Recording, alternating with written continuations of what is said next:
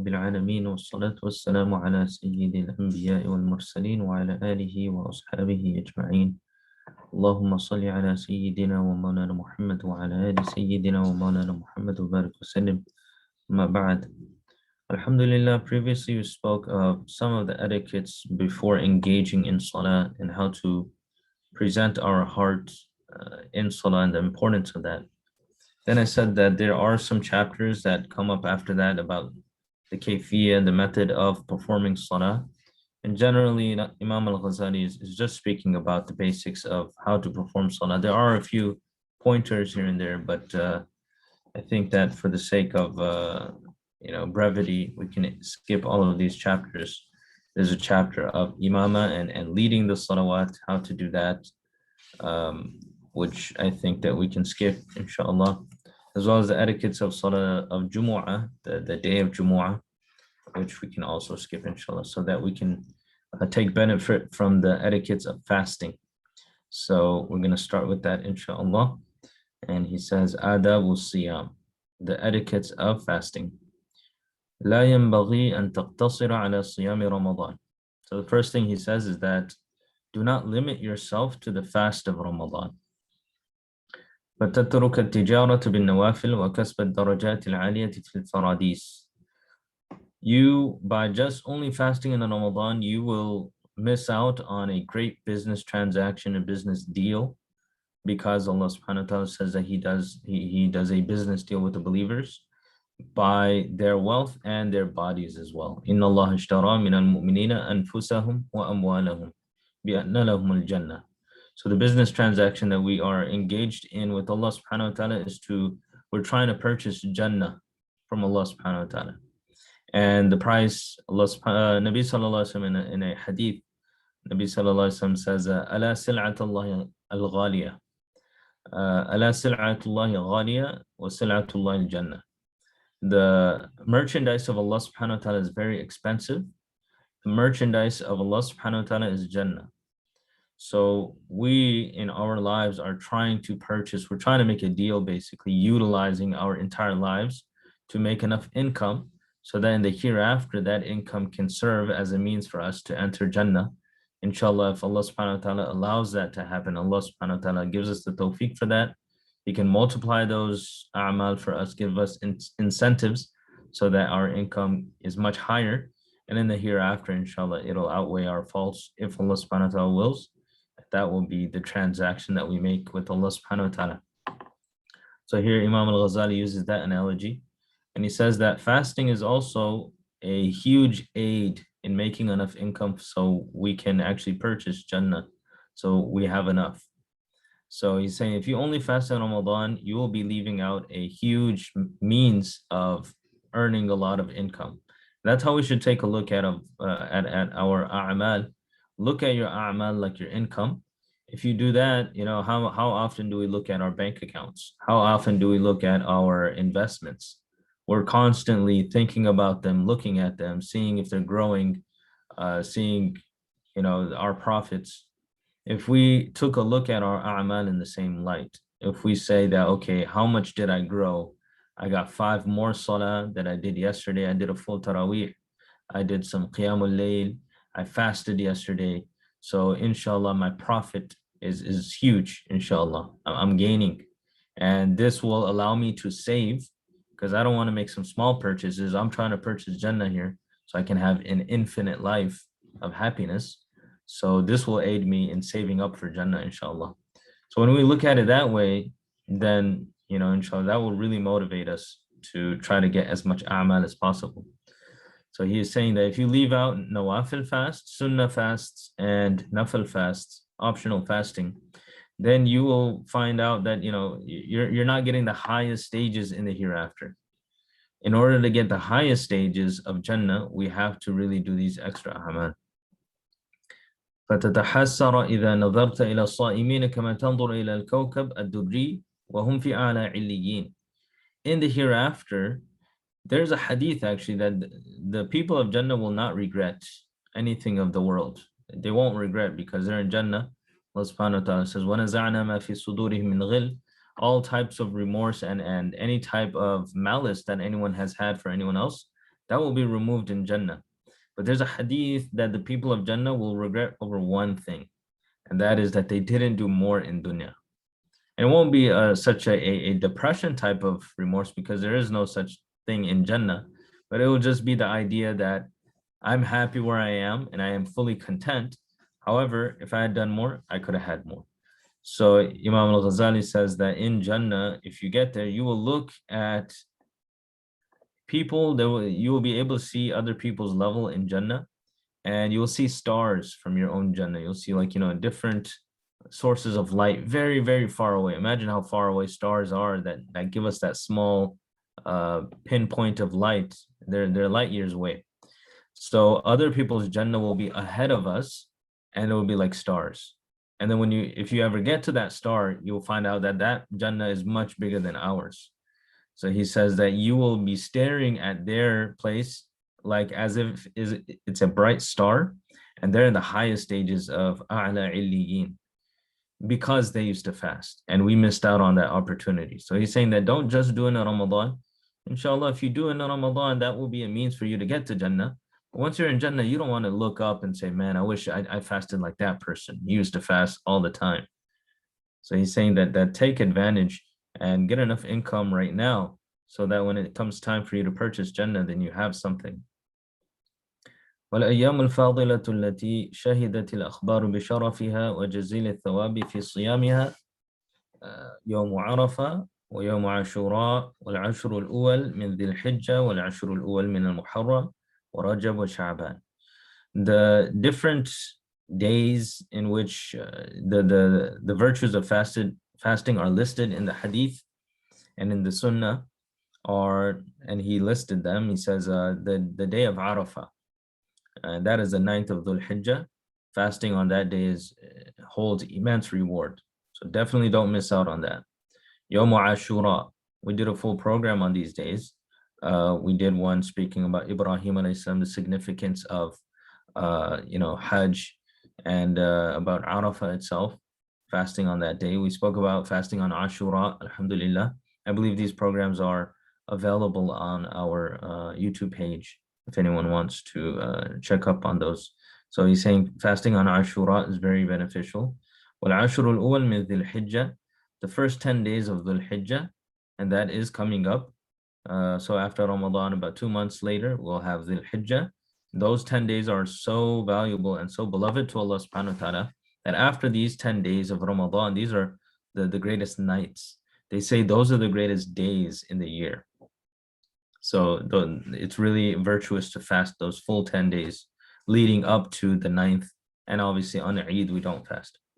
وَالْعَشْرُ الْأُوَلْ مِنَ الْمُحَرَّمِ, the first 10 days of Muharram, which is the beginning of the year, to fast in the month of Rajab and to fast in the month of Sha'ban. So we did speak about this fasting in Sha'ban in some of our khutbahs, inshallah. If the brothers were there, or the sisters, if they were there, they would hear about the virtues of Sha'ban when it was time for Sha'ban, and how Rasulullah sallallahu alaihi wasallam was not seen fasting more in any month other than Ramadan than in Sha'ban.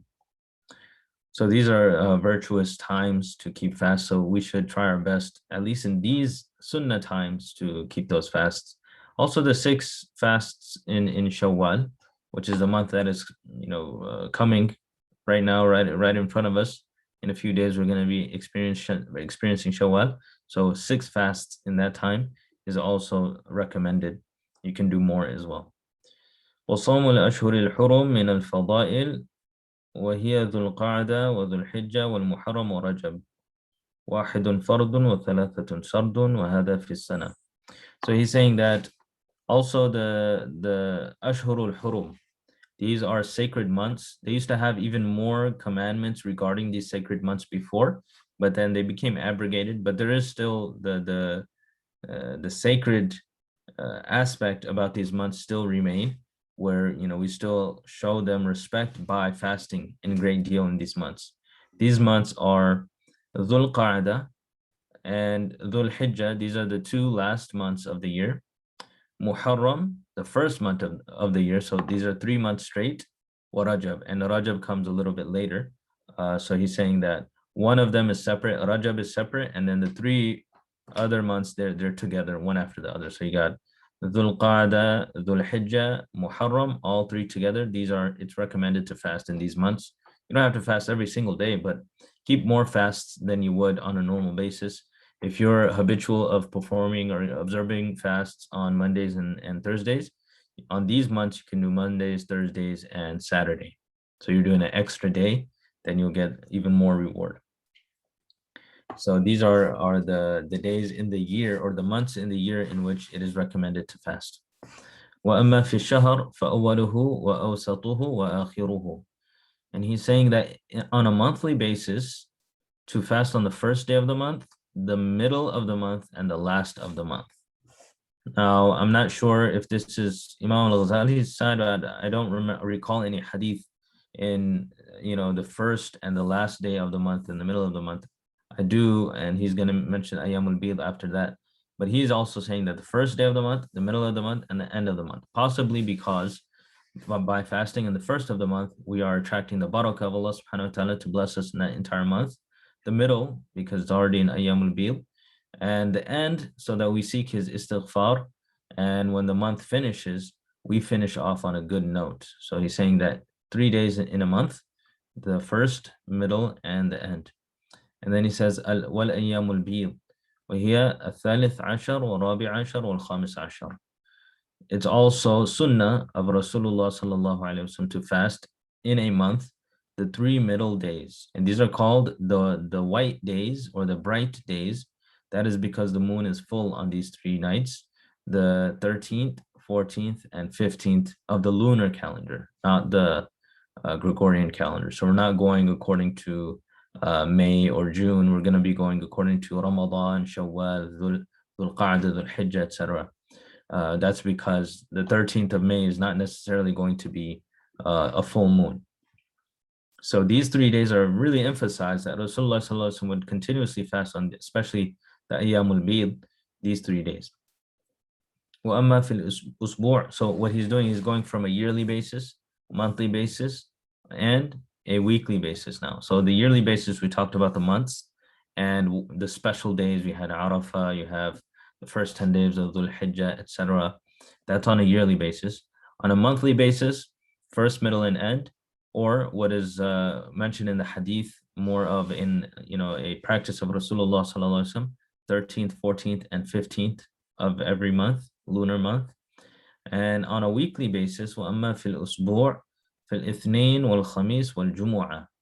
He says that Monday, Thursday, and Jumu'ah. So for Jumu'ah, I also did not hear or read from any hadith, but I'm sure Imam al-Ghazali is mentioning this because it is a day of virtue. Later on, he is going to say, if you do fast on Jumu'ah, don't do it on Jumu'ah itself. You have to match it with something else. So we don't fast only on Jumu'ah because that is not something that is recommended, because Jumu'ah for us is the weekly Eid. So just like on Eid, it's not permissible to fast. You're actually not allowed to fast on Eid.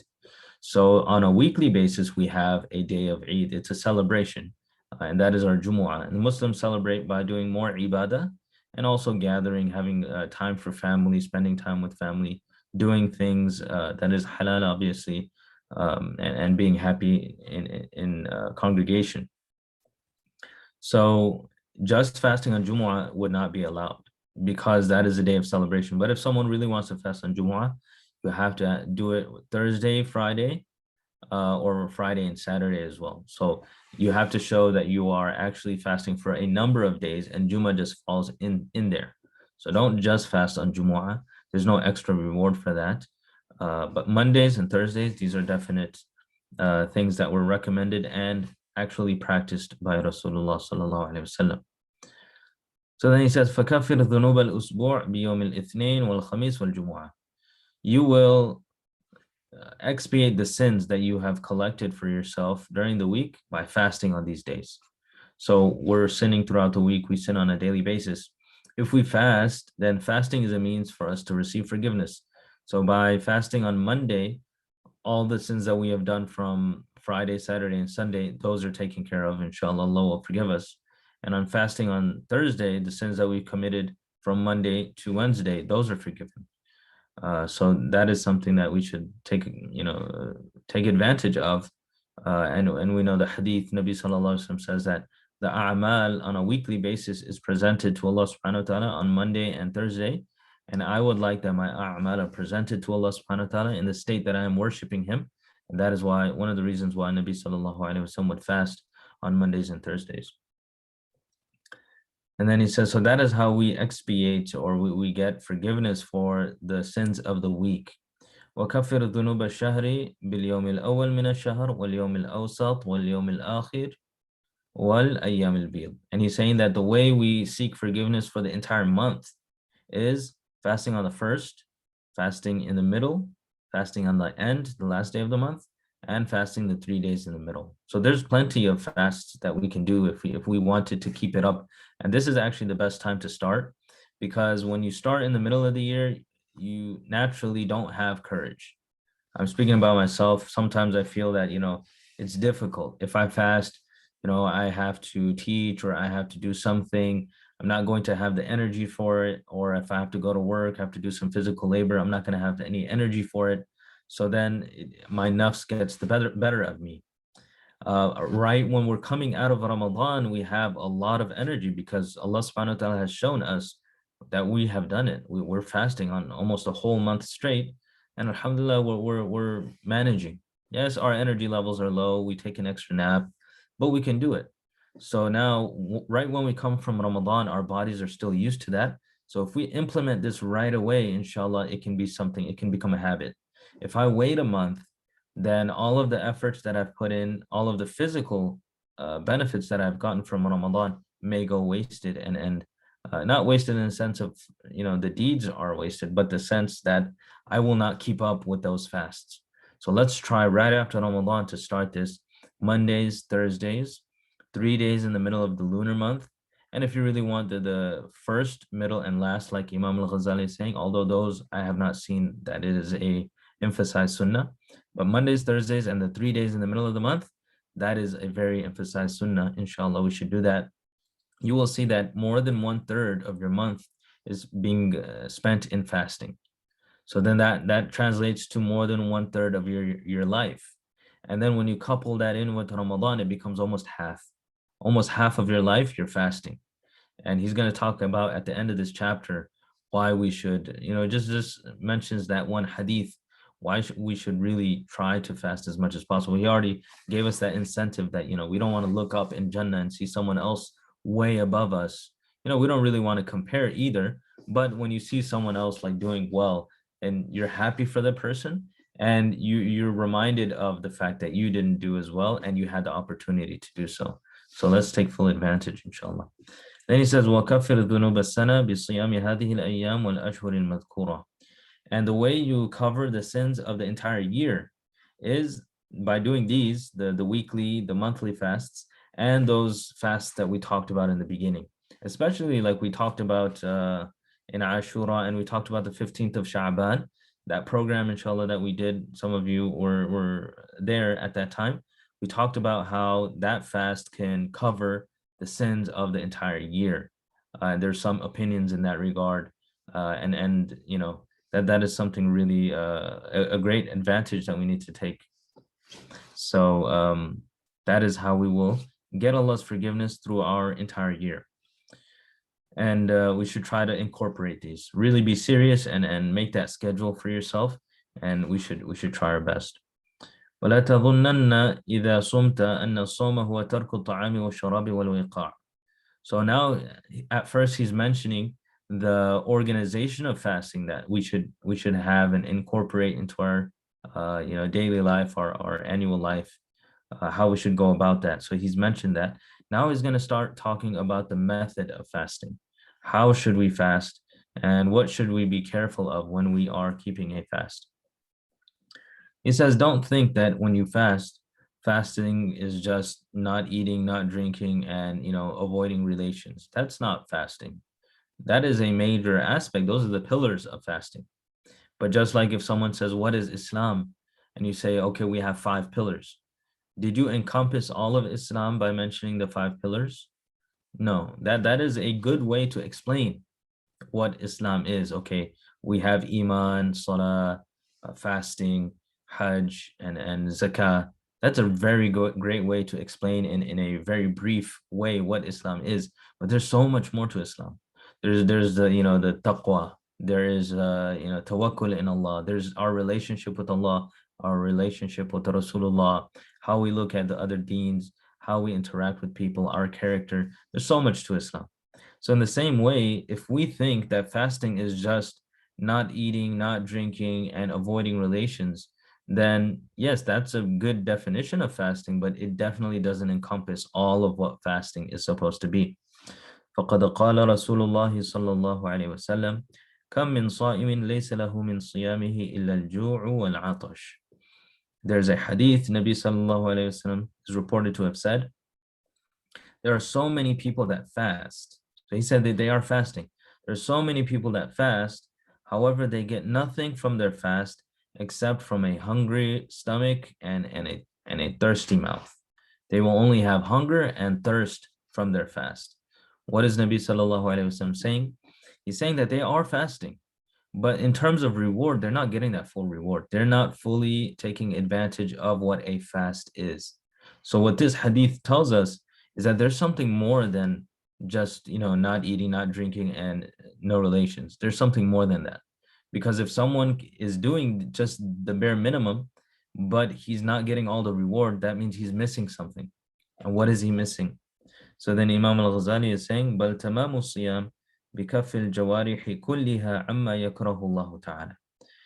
Actual fasting, and fasting to its maximum degree, well, there's an even higher degree than that, but what he is explaining to us in Bidayatul Hidayah, because this is just the foundations, and the fast that we should aim for is to prevent our body parts from doing anything that Allah subhanahu wa ta'ala would not want us to do. So it is avoiding all sin, avoiding all things that Allah subhanahu wa ta'ala does not want us to do.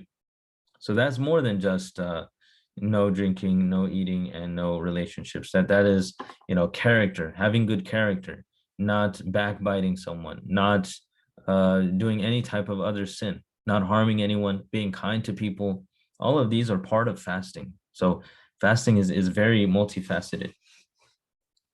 فينبغي أن تحفظ العين عن النظر إلى المكاره. So Imam al-Ghazali explains, protect your eyes from looking at anything that you're not supposed to look at. That is a part of fasting. So protection of the eyes is a portion of fasting itself. So if you're looking at something that is haram, or looking at something that you're not supposed to, or looking at something with desire, even if it's not, the desire, like a sensual desire, but a desire that you covet something. Someone has an item or some possession and you want it, and you're looking at it with, like, I really want that and I wish I had it. So that is also an incorrect way to look at things. So protecting the eyes from all of this, and actually later on, when we do get into the chapters, inshallah, if Allah subhanahu wa ta'ala blesses us, we'll have one or 2 days where we'll perhaps talk about these other chapters in which he mentions how to protect the eyes, how to protect the tongue, the ears, etc. So protect your eyes. وَاللِّسَانَ عَنِ النُّطْقِ بِمَا لَا يَعْنِيكَ. Protect the tongue from speaking anything which does not involve you. So, in English, they say, mind your own business. So Nabi sallallahu alaihi wasallam says, "Min husni Islam al-mar'i tarkuhu ma la ya'ni." The beauty of a person's Islam and their deen and their faith is that they leave out that which is not their business. So we should avoid that which is not our business. Don't talk about matters that is not about us. Avoid speaking about someone else when they're not there, things of that nature. والأذن عن الاستماع إلى ما حرمه الله عز وجل فإن المستمع شريك القائل وهو أحد المغتابين. To protect the ears from listening to something that which Allah has made haram. And he is saying that a person that listens to another person, so he's referring to ghiba and lies and other things like, bad speech. If you're listening to someone make ghiba of another person, you're not saying anything, you're just sitting there, you're listening, then you actually are a partner in that sin. So the person who's doing the ghiba, they're getting the sin. By me listening to them doing a ghiba, I'm also, and me not, disliking it in my heart, or not moving away, or not saying, brother, please don't say that, then I am actually getting a sin for that. So it doesn't mean that I'm not doing the ghiba, I'm not getting a sin. I would be getting a sin, because when you listen to ghiba, you're actually a part of the whole thing. But the least you can do is dislike it in your heart. If you cannot leave from that area, if you cannot advise the person because of, the situation, scenario, we have to look at it at different times. You have the ability, sometimes you don't. Then and you cannot leave. Then the least you can do is in your heart say, Allah, please forgive me. I don't want to listen to it. I don't want, to listen to this at all, and I hope that you don't punish me for this. So that's the least we can do. But listening to ghiba and sometimes enjoying it or not doing anything at all, being neutral, a person would receive sin for that. And in the hadith, he's called one of the two people who do ghiba. So when a person is doing ghiba, he's not the only one doing ghiba. The speaker is doing ghiba and the listener is doing ghiba as well, as long as I said, he's not disliking it in his heart. If he hates it in his heart and, for some reason he cannot leave, then inshallah he won't be written as a person who is doing ghiba. But just a normal mustami', he's listening, that would be considered ghiba as well. وكذلك تكف جميع الجوارح كما تكف البطن والفرج. Just like you protect your stomach and you protect your private parts when you're fasting, you must do these two things. These are the bare minimum of fasting. Similarly, for a spiritual fast, a completely correct fast, you need to protect all of these body parts, not just your stomach and your private parts, your eyes, your ears, your tongue, your hands, your feet, all of these, even the mind, and the higher form of fasting, protecting the heart from things that take you away from Allah subhanahu wa ta'ala. So this is, we're going to continue, inshallah, talking about the etiquettes of fasting tomorrow. We ask Allah subhanahu wa ta'ala to give us tawfiq to fast correctly for his sake, and we ask him to accept it. And we ask Allah subhanahu wa ta'ala to give us plenty of, a salary. So salah can be considered our salary because this is a recurring basis. The fara'id would be our salary, and just profit would be our nawafil. So we ask Allah subhanahu wa ta'ala to give us all of this so that we can purchase Jannah from him.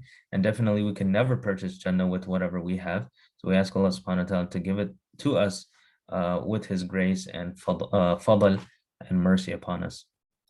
آمين يا رب العالمين وصلى الله تبارك وتعالى على خير خلقه محمد وعلى آله وأصحابه أجمعين برحمتك يا أرحم الراحمين. السلام عليكم ورحمة الله وبركاته.